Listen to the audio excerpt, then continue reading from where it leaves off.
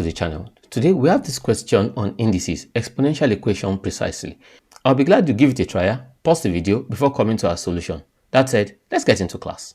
Now our question says we have 9 raised to power 2x equals 1 all over 3 into 24 raised to power x. If you look closely, you'll see that both 9, 3 and 27 are of a function of 3.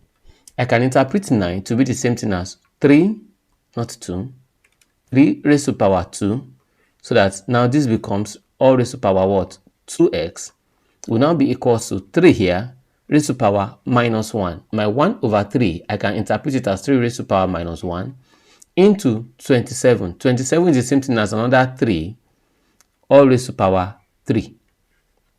Now raised to power x.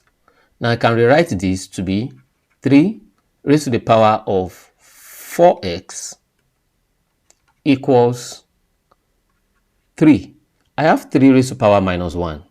I have 3 raised to power 3x. This is 3x. I can just bring this x in here to be 3x. Now, I have 3 raised to power minus 1. I have 3 raised to power 3x. Now, from laws of indices, both are multiplying each other. This will be minus 1 plus 3x. So that from indices, I can conveniently say that my 4x is equals to minus 1 plus 3x.